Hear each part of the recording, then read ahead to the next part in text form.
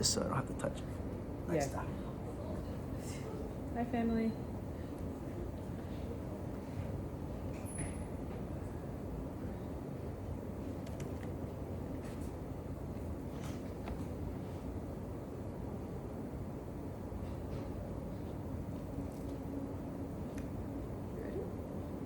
Ready? Anytime you're ready. Okay. Hey everyone, my name is Ricardo Gonzalez, and today I'm going to be presenting on my master's thesis and defending it, which is titled Reino Electrónico, the Preservation and Evolution of Traditional Mexican String Instruments in the Digital Age. Now that's a mouthful, so I'm just going to refer to it as Reino Electrónico, which in English translates to Electronic Kingdom. So I'm going to start off with sort of exploring my abstract and introduction. I'm just going to read off real quick, and then I'm going to go more into depth into it. So this thesis basically is exploring the preservation and evolution of Mexican traditional stringed instruments, specifically a couple of them, the tres cubano, which isn't Mexican, but I will get into that, the Mexican vihuela, la guitarra de golpe, and two jaranas, la jarana segunda and la jarana mosquito, both using these kind of in a more digital way. These are all typically handcrafted by luthiers that are skilled in regions of Veracruz, Jalisco, and of course anywhere in Havana, Cuba. To kind of encapsulate everything, I decided to sort of amplify them and add pickups to each one of them in order to have them be more electronic in a way. Each of the pickups contain various amounts of modifications within them, so we'll get to that too. And it kind of all culminated at the end of an original composition called Reino Electrónico, hence the title, which is kind of like a showcase of all these effects and how they can be used. My primary kind of methodology kind of going into this is kind of addressing the needs to preserve these instruments. Because as many of you all know, or maybe don't know, these instruments are kind of, becoming very scarce in today's world. And very much only apply to certain regions of Mexico. And I could ask anyone who's here if they're Mexican or not, which I doubt anyone is, if they could even name these instruments without me even mentioning them. And of course, most people in the audience probably wouldn't. So something that, at least to me, is very big in what I aim to do is try to provide musical instruments for further generations, to teach people how to play these instruments, to make sure they don't die. So in order to kind of think about that, we have to go back into my own personal thesis motivation. For me, this project isn't just a typical thesis project, or as some may call it, just a project where you're just adding an amplification to an instrument and you're calling it a day and that's it. No, to me, this thesis sort of stands to be a representation of my culture, my ethnicity, my heritage, and kind of bringing that out in many ways. I myself have been playing many different Latin American instruments since I was a little kid. I started off in a mariachi group where I played trumpet, which, although it's very classical, is a very big part of that ensemble. In a mariachi group, there usually consists of a bunch of different instruments, including the violin, the trumpet, the guitar, the harp, which is something seen in many other groups, and many other kind of traditional instruments, including the guitarra de golpe, which, if you did not know, which I included in the thesis, was actually one of the first instruments in a mariachi. It was the guitarra de golpe, the violin, and the guitar. That was it. There was no bass, there was no nothing else. It was as simple as that. It was just a group of a trio, as some call it, or tres, that would go around and play. So for me, my kind of elementary years as a mariachi instrumentalist made me want to explore these instruments since I'd seen them. The Mexican vihuela, which I don't have today, but will be in the presentation as well, is another instrument that's usually found in a mariachi, which I actually ended up playing and actually play now here at the NYU mariachi group called Mariachi Violetas, which I highly suggest you look forward to new events next semester. Although I may not be here, I actually helped train some of the musicians and play some of those instruments since no one around here actually knows. Something else that kind of motivated my thesis was the work I do personally as a DJ. I'm a Latin American Latino DJ who kind of mixes that kind of heritage with the electronic dancing. And I think it's something that's emerging a lot in certain cultures, such as, for now, the Afro House movement, which is really big and is something deeply rooted in African music. And I think I could been doing that with my own music, with making Latin EDM, which is the genre I create. So, coming from my own experiences, I have two photos kind of symbolizing what I've been kind of doing. The first one is we had a master class yesterday actually, so this is very recent, that kind of looked at a bunch of the traditional instruments. Obviously you have the vihuela, the guitarrón, 6-string instrument, kind of a bass instrument, and then me with my jarana, and obviously the rest of the mariachi group. So it was a big demonstration where we also had a son jarocho. Now a son jarocho is where the jarana jarocho actually originates from. The sones originate from, or these specific sones, the son jarocho originates from Veracruz, which is a state in Mexico. So that whole region kind of encompasses that sort of style of music. And in the son jarocho group, there are usually about 4 instruments. There's some sort of jarana jarocha, whether it be a first, second, third, or mosquito. They all vary in sizes. There's a harp, so they have a specific harp that's in the region, not to be confused with the mariachi harp, which is a Jalisco harp, very different. And then they also encompass something called a requinto, which is sort of the melody. It's a 4 strings kind of plucked instrument. And then they also have a bass ukulele that they actually have added into the actual tradition, so they can have that more of a bass sound. Traditionally doesn't have it, but most groups have that today. So I actually enjoy doing that, and I enjoy playing a lot with a bunch of my friends who have actually taught a lot of these instruments so that they can keep playing and hopefully preserve it. So getting back a little more into the actual thesis, sort of looking at the literature review and sort of context, we can look at the mariachi roots where most of these instruments kind of come from. They're all lute-based instruments, so they have European roots. Many of these instruments, including the jarana and specifically the guitarra de golpe and vihuela, come from that sort of mix from the Cristobal Colon kind of age and day, and later in Mexico, the Hernán Cortés kind of like mix between the indigenous Aztec community and the Spanish colonial, I guess, years that would come after that, the colonial power. They sort of made history by mixing these lutes with Aztec traditional instruments.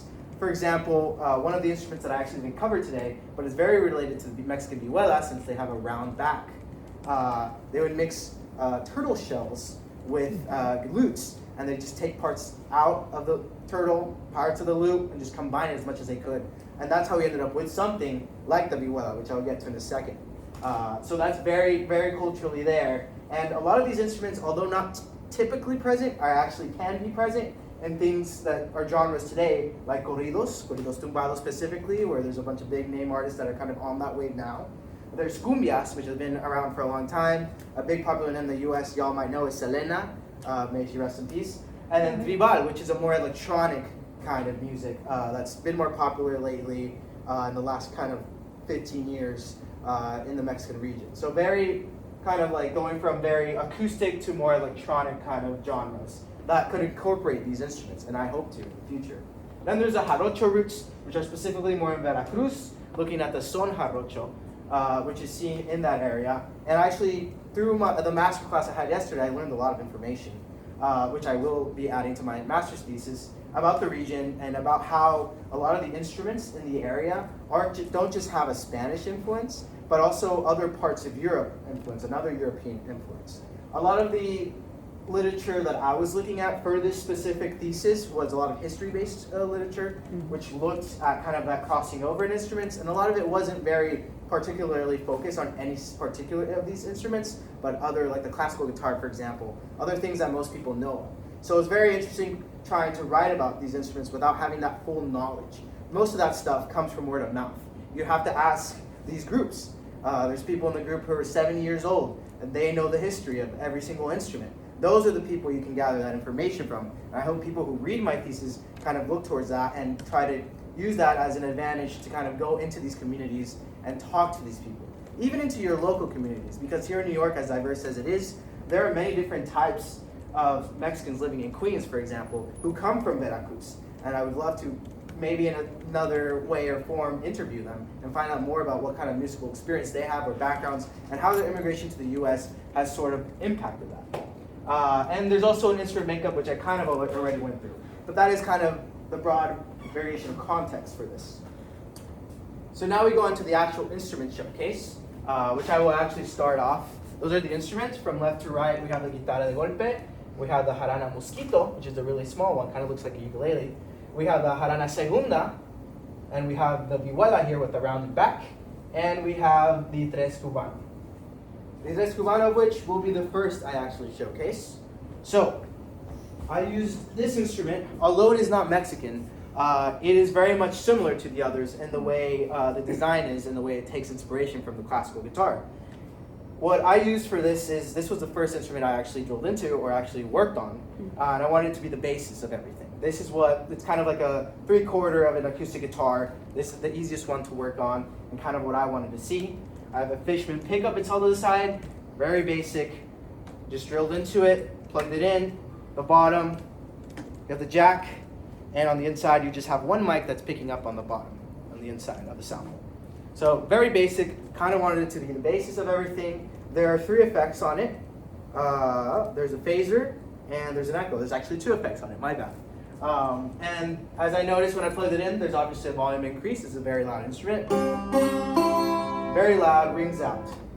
In real life use, I've actually used this many times. I plugged in for which we actually had last week, actually like a week ago, for the Latinx, or Latine actually they call it, Latine graduation, where a group of mariachi students were selected to perform.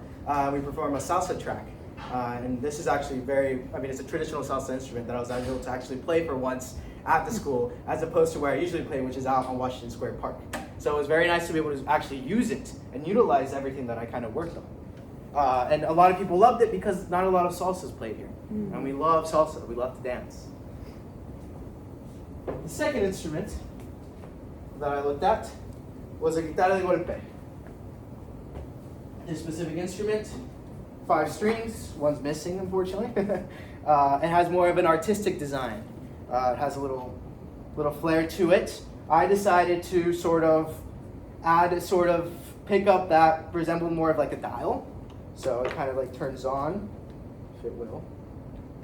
And you can actually control the volume.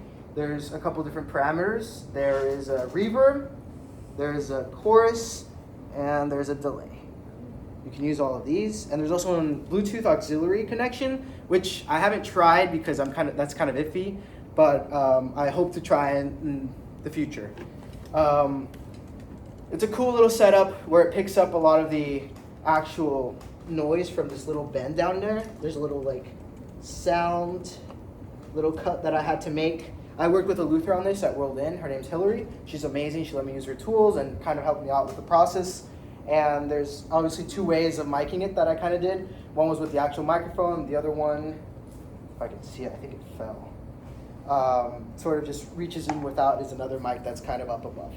So kind of cool guitar. I also use this guitar at the Latine graduation where I played 2 mariachi tracks as an ensemble. So very good to plug in, very nice to hear. Didn't use a delay, but very nice and crisp. All right.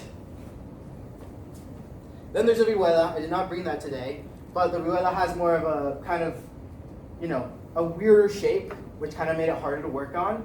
Originally, I had a potential to kind of use this 3D model that I was kind of designing, but due to time restraints and sort of, financial restraints, which I'll get back to, and the limitations, I wasn't able to do it. There are unfortunately no onboard effects, but I was able to put in a jack and was able to pick it up, and I've actually used it. And right now, I couldn't bring it in because one of the people I actually taught how to play vihuela is using it right now. So I hope more people can get more use out of that. The jarana segunda was a little more challenging to modify. I have it here. This is the one seen. It has a smaller sound increase. It wasn't that clear, but it had a better clear sound. Used the same sort of pickup. Turn it on, you can move it around, use different effects, same sort of thing, almost identical. A little harder to move in. And I will say I did have I'll get back into the limitations with actually cutting around some of these guitars because it was very scary to do so. Since they are expensive and they are very, very, how would I say it? They're very, very kind of weak to the touch. So you can carve things out on accident. And then going on to the last one, which was really where the limitations came in. The jarana mosquito is the only unfinished instrument. I was able to get a jack after, I was able to get sound on the bottom after, but I actually turned in my thesis, so I could update that. But I was not able to actually put any onboard effects like the vihuela because I actually broke it. This is the second one. This isn't the first one. I broke the neck as I was drilling into it. Or not even drilling into it, I was handling. I was trying to strap it on to the actual neck board, and I broke it, so I had to get a new one. Unfortunately, that happens a lot, and it's just kind of a setback. That's very expensive, but I am willing to attempt again. Then we get to Reino Electronico, which is the actual piece that I helped produce, or that I produced. This is kind of like the kind of roadmap that I had going into it. It was kind of divided into two parts. The first part, a more John Cage type experimental piece with it kind of dealing with onboard effects. There's a lot of squiggly lines that I have. Most of those deal with turning up and down the dial of the actual instruments. The second part dealt with kind of more traditional Latin kind of groove, akin to a mariachi sort of composition, and most of it was either untouched or touched by a delay that was actually in the software called Delay, D-E-E-L-A-Y, which had a bunch of effects you could use, but I tried to use the basic parameters on that to kind of showcase the difference between an onboard sort of effect and a more digital effect on the right. So it's broken up in half on purpose to sort of provide those two limitations. And this first part is more about performance, where the second part is more of a recording.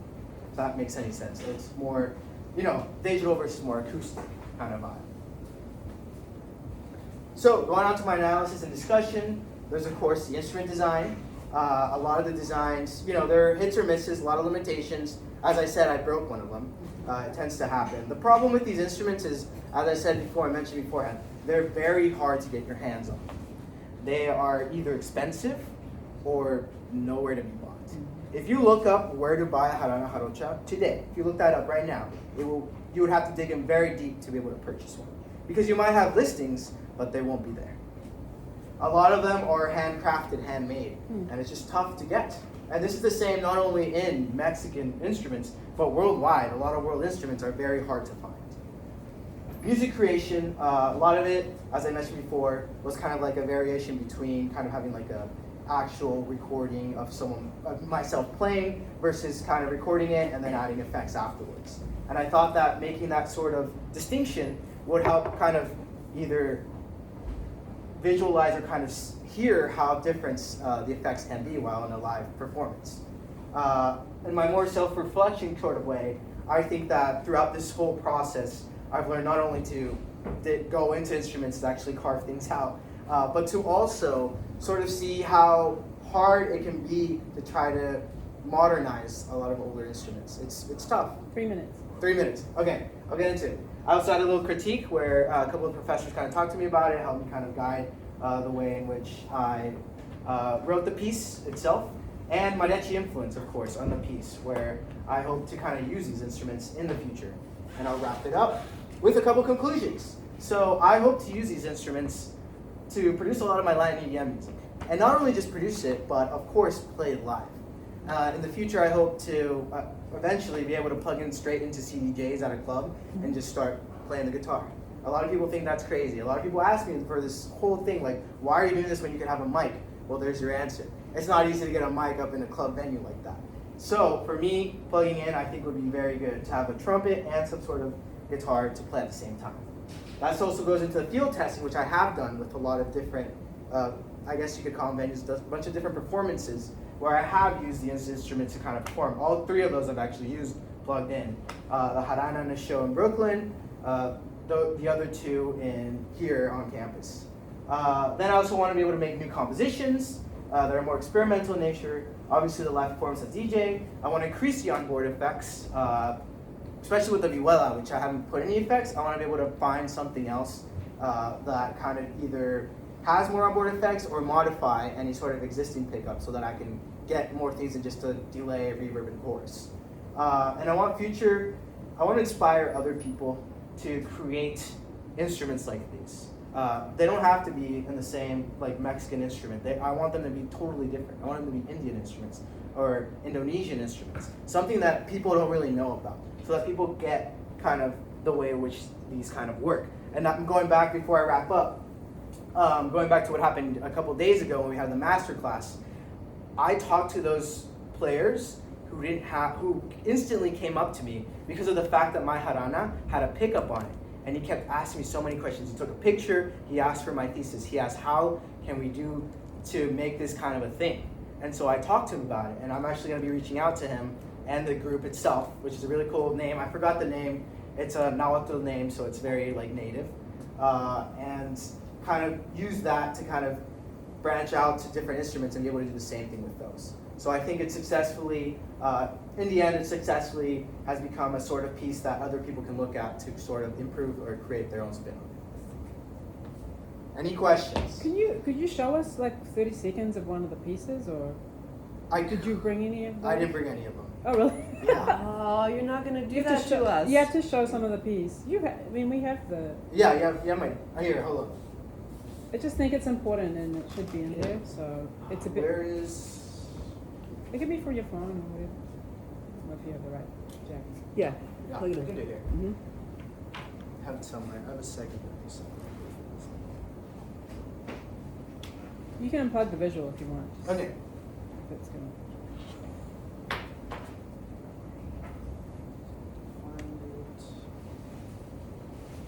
Yeah, but we got to. Yeah. You'll That's one thing you never don't hear get. it. Yeah, that's one thing you don't get from a paper is how does it sound? I don't know. I try to get people to put a link, but I did send. Yeah, I sent it to you. Do you have? I think I have. I mean, I should have. I didn't hear it. It's just good.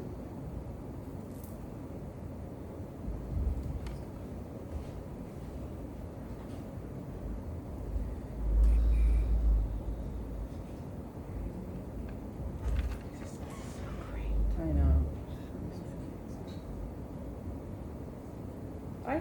I have one from April 15. Yeah, you can put that. It's not the most recent. I'm trying to go through it. If not,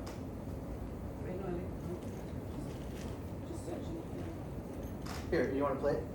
Just for spin. I don't know. My file organization is really good.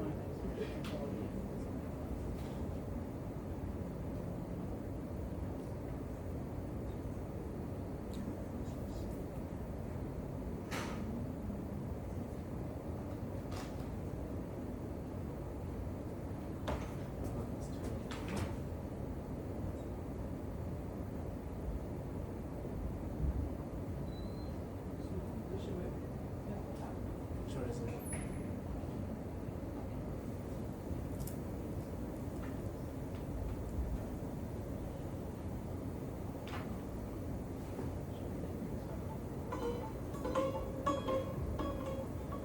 So first section is onboarding.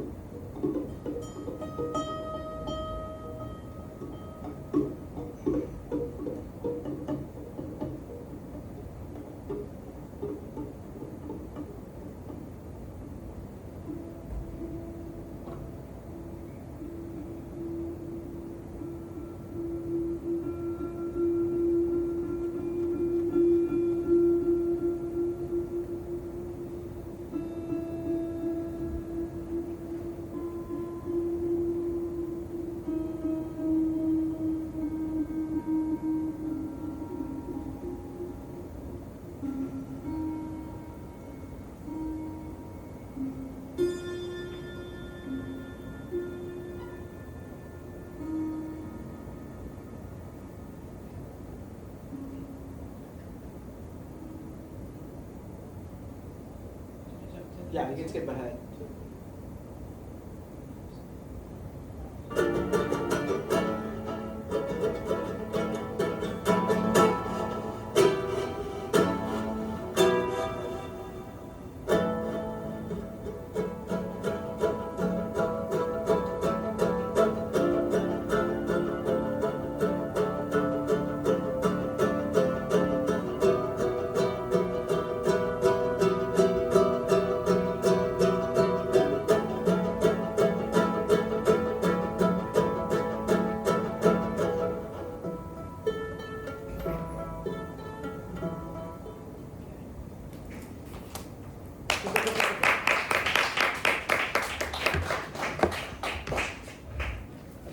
Okay, thank you. Congratulations. Thank you. I had such a great time reading your thesis, Thank you. and of course listening, and your presentation was fantastic, and thank you for playing the sound. I have a lot of praise for you, but I also have maybe just one technical question, which is, have you done any comparison, like acoustical comparison of the sound before and after? Yes, but just so no. I'm gonna say no, just because I really only tested the level, like how louder it got, basically. Okay. Because that's what I was kind of at first doing. I just didn't really get around to the time to kind of doing an actual like comparison of what it was before. I mean, it would be great at some point when you have time to do a like a quantitative, objective analysis of here's like an instrument before and then after. You know, the impact of what you did to it. But I think what you're doing is great, and I also wanted to ask you if you're planning to publish this work. I want to. I'm gonna edit it so that I get like the new stuff. I really want to quote. I want to interview them. Because I think it would be so great for this to be published like at a conference or somewhere, and I want to recommend one to you because the AES Latin America Convention Did not even know that was a thing. It's a thing, and it's in Mexico City in August, and it's like a big, a lot of people, right? And I think this would be a perfect fit for you to publish your work. So I didn't even know that was a thing. Yeah, Thank you. it's a thing, and this year it's in Mexico City, so it's an okay. excellent coincidence for the work. I definitely want to do that. Okay, well, congratulations, Ricardo. Yeah, I mean, I was also thinking, there's also the Latin American music information material that Magda does, like, depending on how you do the analysis. My lab has done some stuff with traditional Ghanaian instrument. Actually, the only thing, I loved the document too, and I thought that that your presentation was exceptional. You're obviously very comfortable about speaking about your culture and the instruments, which really helps. There's only one thing, is you're saying that these instruments are European, and some of them are actually African, and that's what I've been studying, and finding this information out. It's there in history books, but sometimes it's kind of missing. Yeah. So there's a lot of direct links from Africa to this part of the world with the loops and stuff. So but that's just That's just something I go back. That's a couple of references. Yeah.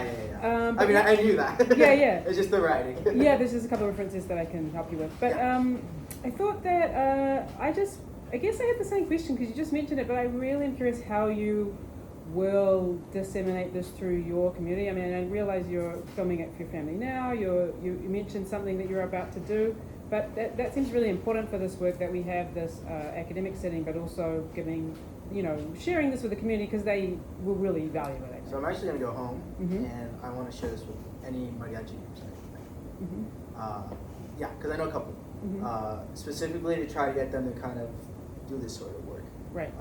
Whether it be, they don't even have to do it, I'll help kind of do. And I think for me it's very important to be in that process, to be there myself, so that I know what's going on. Especially as I'm an electronic musician, like I do that kind of came first, even though I played first, but that was my thing. And now that I kind of want to bridge them together, I think reaching out to a lot of either DJs or people who actually kind of use sort of music like this, experts in the field, and kind of being like, yo, can we get together and talk about this? See if we can get some kind of song made or something created, so we can get this kind of out to the world. And I think also, speaking, like I mentioned before, with the group that came a couple days ago, it was 2 days ago, sort of about how can we do this in Veracruz? How do we get people, these groups, because it's not just one group, there's so many groups out there. These one jarochos are all over the place, but really just within the state. It's how do we get this kind of thing going on in that area. I would ask you one more question. Have you thought about commercializing this? So I thought about it, and that's where my kind of patent law knowledge comes in. And so I spoke to a patent professor here at NYU, and we talked about it. He told me that the best, you could do that, you could sell it, but the best thing to do would be to try to invent your own board, basically, to make your own pickup. That way, no one ever goes against any sort of patent rights or anything, that you're not taking kind of some other people's stuff and just putting it on. And that's just for a bigger commercialization as opposed to a single individual sell. I have thought about that. Okay, and I think that would be more likely. Yeah, and I just had a question about just the sort of, I mean, I play more electric guitar than acoustic guitar, but usually, this could be totally wrong, but I feel like usually guitarists or people that play string instruments that are electrified kind of want to add the effects afterwards. Do you not like? Did you notice that? Because you can still like once Yeah. it's amplified, you can put it in any pedal. You can put it for in instance. any. I mean, you can use pedals basically. How effective were like? Did you enjoy the reverb and delay that one? I thought it was cool. It can get Yeah. very like, it can get to a big point, like Mhm. where there's a lot of like Right. either panning or something that's just Mhm. natural. Mhm. If you put it into like a board. Like And I an guess it's actual maybe. pedal. Is it lighter and more affordable? I to think have it's. these I think it's yeah. It's lighter. I guess. Yeah. I think having it more clear like this Mm. actually helps with the actual. I wouldn't say intonation. I say the clarity of it. Yeah. As opposed to if you put a bunch of stuff on it, it does get kind of crazy. Right. So like singular pedals maybe, Uh-huh. but yeah. And what No. about the tres cubano with the double string versus? So the double three, that's what I'm saying. It gets Yeah. louder. Right, It gets right. way louder Yeah. once you start Because playing. tres cubano is really loud. It's loud on its own. no, It's loud on that's its what I own mean. already. Right, I mean, it is Yeah. loud. Yeah. So having it amplified, even louder. Yeah. But it does have that sharp sound. That's really It really does. nice. Oh, it's really very exciting work, and I really do think that the dissemination of this work would not just be interesting to the instrumental community. Yeah. It would be just interesting to anyone who likes these kinds of music. Yeah. So it's exciting, to see something new in this field. So I think that you could, just the general community knows the music would be interested. Yeah. We'll do that. We'll All share. right. Congratulations. Congratulations. Thank you. Yeah, Great well work. done.